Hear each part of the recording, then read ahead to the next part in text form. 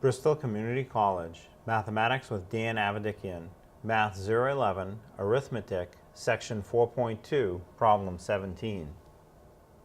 This is Section 4.2, Problem 17. It says the given triangles are similar. Find the length of the unknown side. So we have two triangles. The unknown side is labeled n. We need to set up a proportion. So you'll have 9 over n equals 8 over 14. So now to solve, you have two fractions that are equal to each other. You can cross multiply and divide. 9 times 14, 8 times n. So 9 times 14 equals 8 times n.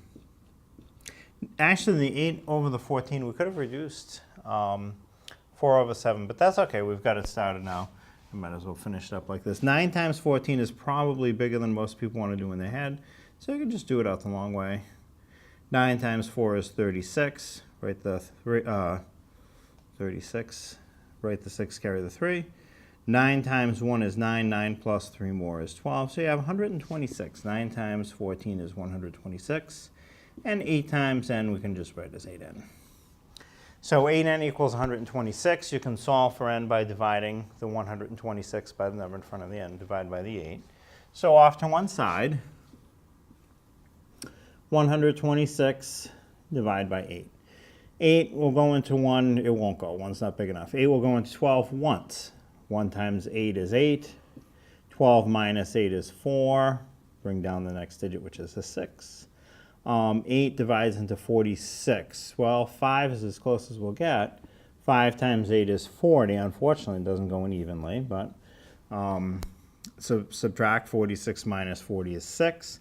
The 126, think of it as a 126.0. You can bring that decimal up. This way you have another digit that you can bring down next to the 6. 8 divides into 60. It still doesn't go in even. So it'll go in 7 times. 7 times 8 is 56. Subtract 60 minus 56 is 4. Again, it didn't go in even. I can keep adding as many zeros as I want, and eventually we can just round it off. But it'll go in now. So that extra 0 we put in, bring it down next to the 4. Now 8 divides into 40. It goes in 5 times. 5 times 8 is 40. 40 minus 40. Now we got a remainder of 0.